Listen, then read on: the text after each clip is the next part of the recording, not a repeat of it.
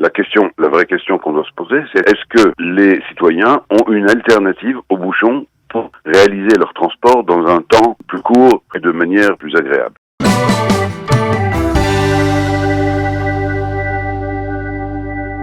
Et nous avons le plaisir d'accueillir dans notre studio ce matin notre ami Michael Blum. Michael, bonjour, Boker Tov. Boker Tov, Daniel. Alors ce matin, Michael, vous avez décidé de nous parler des transports en commun en Israël. Pourquoi ? Les transports publics, c'est un sujet qui est revenu sur le devant de l'actualité. On se souvient que Miri Regev a été nommé ministre des Transports dans le dernier gouvernement, succédant à Bezalel Smotrich, qui lui-même avait succédé à Israël Katz, qui avait été pendant des années à la tête de ce ministère, qui est un ministère extrêmement important et surtout important pour chacun de nous, pour l'ensemble des citoyens israéliens. Alors, qui n'ont pas encore de voiture. Voilà. Mais même pour ceux qui ont des voitures, bien sûr, oui. Tout est lié. Oui. Et on a entendu ces derniers jours sur Twitter, mais aussi dans divers médias, Bezalel Smotrich attaquait sa prédécesseur, lui reprochant de détruire le ministère, de détruire tous les efforts qui avaient été faits. Et on sait qu'avec cette période de Corona, la difficulté pour beaucoup d'Israéliens de se rendre au travail, quand il n'y a plus de travail pendant longtemps, mais il n'y avait que 50% de possibilités de rentrer dans les transports publics. Là, ça a été augmenté à 75%.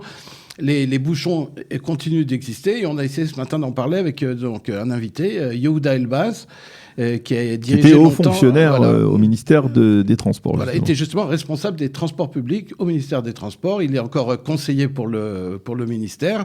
Boker Tov, Yehuda. Boker Tov.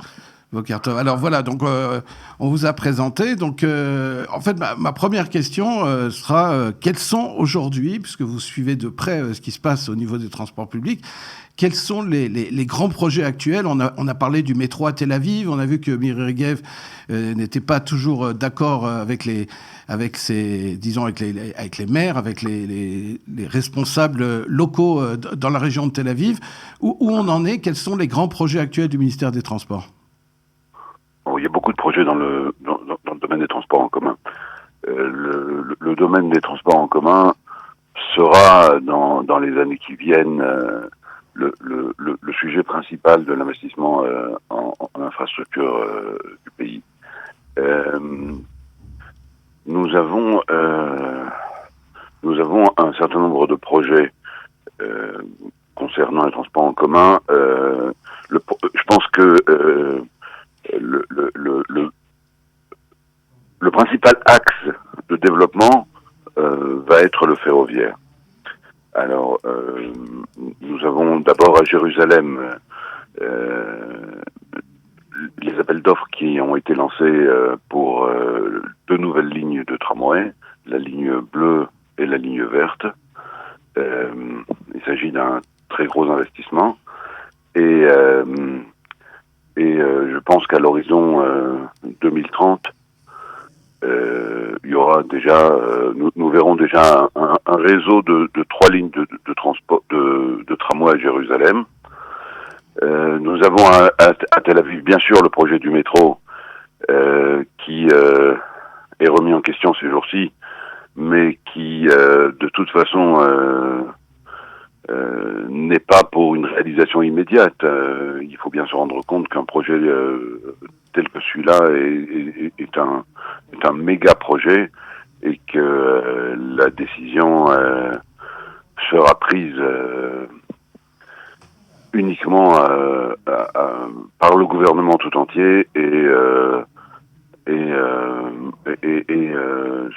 devra être une décision à long terme.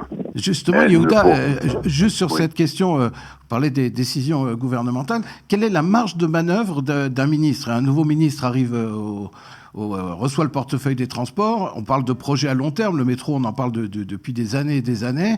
Les lignes de tramway aussi. Quelle est la marge de manœuvre d'un nouveau ministre? Est-ce que Miri Regev, aujourd'hui, qui est au ministère, on ne sait pas pour combien de temps, mais au maximum 4 ans, un ministre en général ne reste pas plus que 4 ans.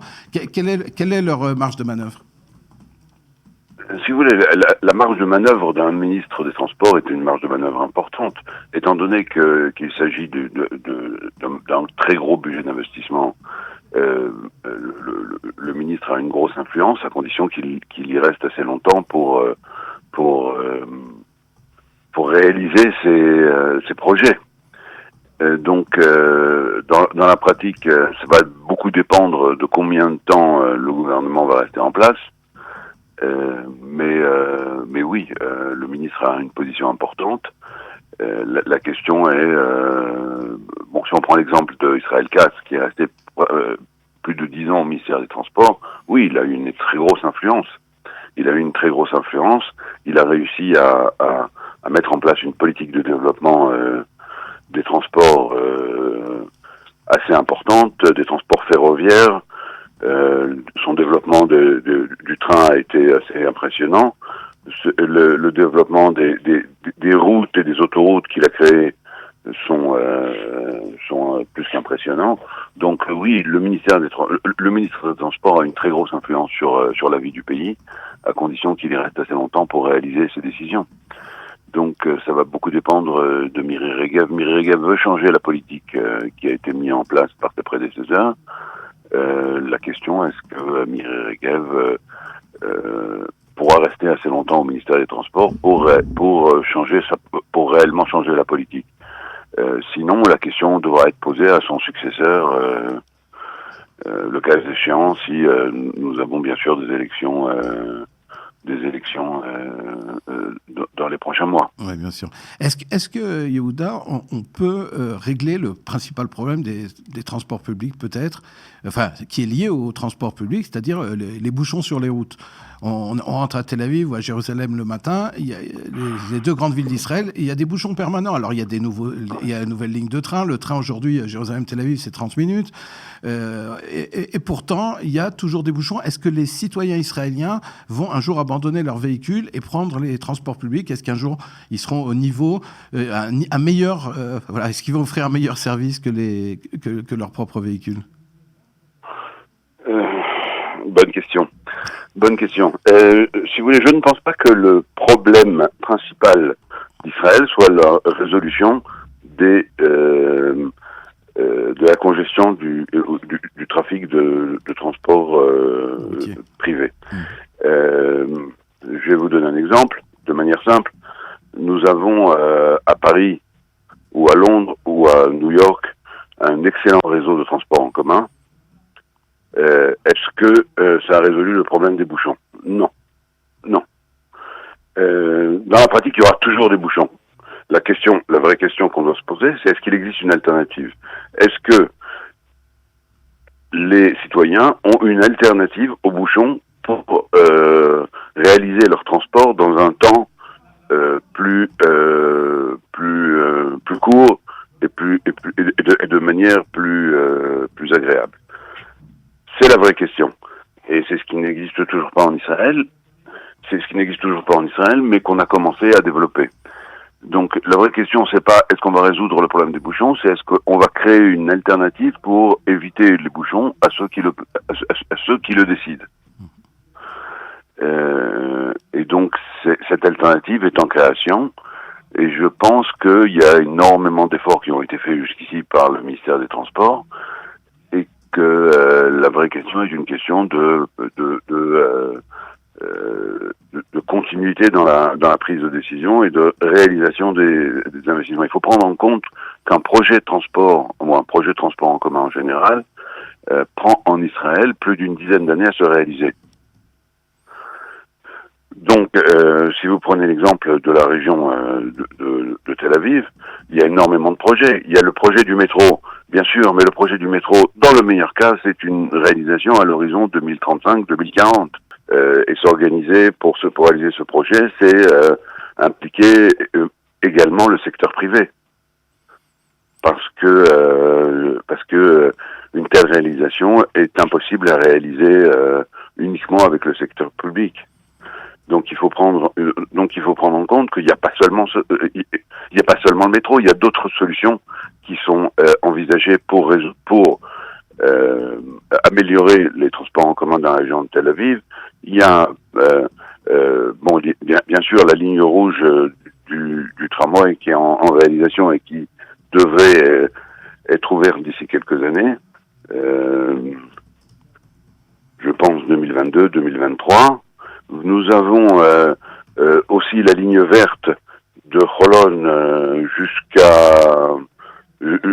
jusqu'au nord de Tel Aviv, qui sera aussi une ligne de tramway, la ligne pourpre également, qui sont deux grandes lignes de tramway qui vont être créées à Tel Aviv et qui devront donner dans cet intervalle de temps une certaine solution. Nous avons bien sûr les projets importants de préemption de lignes de couloirs de bus qui devraient donner aussi une certaine possibilité d'améliorer les transports en commun, un petit peu comme la ligne existante aujourd'hui depuis le parking de comment il s'appelle déjà, vous voyez ce que je veux dire, le parking quand on vient de Jérusalem sur Tel Aviv, il y a un parking qui permet de garer rentrer avec son véhicule à l'intérieur de garer sa voiture et de prendre une navette pour rejoindre Tel Aviv, qui sont des projets excellents et qui sont en cours de réalisation et de projet depuis Netanya, depuis Rishon LeZion, et qui vont, je pense, changer, améliorer la vie, bien sûr, tout à fait. Ou le projet, vous avez aussi à Haïfa le projet de développement de la métronite ou alors du tramway Haïfa-Nazareth. Il y a énormément de projets qui existent, qui sont développés, qui sont mis en place. La vraie question est-ce que ces projets vont permettre dans un temps qui n'est pas trop long, oui, d'améliorer les transports en commun pour permettre une réelle alternative. Si vous voulez, je pense que nous n'avons pas réellement le choix. L'État d'Israël a besoin de continuer à permettre son développement économique. Pour permettre son développement économique, nous devons permettre la possibilité d'augmenter la mobilité des citoyens. Des citoyens, oui, tout à fait. Il n'y a pas de développement économique sans augmentation de la mobilité. Ça n'existe pas nulle part dans le monde. Okay. Le rêve de diminuer la mobilité tout en permettant un développement économique n'existe pas. Et pour augmenter la mobilité de manière significative, on n'a plus beaucoup de choix. Il n'existe plus de réserve possible de développement des routes qui puissent permettre de baser le développement économique du pays sur le développement du déplacement par voiture particulière. Donc le seul axe possible réel pour l'État, c'est de développer les transports en commun pour permettre de manière à ce que l'augmentation de la mobilité soit faite par les transports en commun. Il ne s'agit pas de diminuer l'utilisation du véhicule particulier, mais au contraire de développer l'utilisation des transports en commun. Donc est-ce que ça va résoudre le problème de la congestion routière? Non, ça ne va pas résoudre le problème de la congestion routière, mais ça va permettre une alternative. Alors, Yehuda Elbaz, une dernière question. Cette fois, c'est moi qui la pose. C'est Daniel Haïk. Merci d'être avec nous ce matin. J'ai une question toute simple de simples citoyens habitant, par exemple, de Jérusalem et qui se déplacent à Tel Aviv et qui voient en permanence des chantiers, des immenses chantiers de construction, justement, du tramway à Jérusalem, du métro à Tel Aviv, et qui voient ces chantiers se prolonger d'année en année, ne pas progresser ou progresser à un rythme très lent. Comment vous expliquez que tout cela aille aussi lentement, la construction d'un métro ou d'un tramway soit aussi laborieuse en Israël? Il y a deux raisons principales. La première raison, c'est que la gestion des transports en commun est très divisée en Israël. Si vous voulez, si vous prenez le cas de la plupart des pays des pays de l'OCDE, la gestion des transports en commun est décentralisée. Elle est donc effectuée par un niveau intermédiaire entre la ville et l'État. C'est un niveau régional. Par exemple, en France, la responsabilité des transports en commun est celle de l'Île-de-France, oui. ou de la région de Marseille, ou de la région de Rouen ou de Bordeaux. Et en Israël, la responsabilité du développement des transports en commun est divisée entre l'État et les collectivités locales. Donc, ça prend énormément de temps d'arriver à un consensus au niveau des organismes impliqués. C'est le premier problème. Le second problème, je pense qu'il est important, c'est aussi un temps d'apprentissage. C'est aussi un temps d'apprentissage.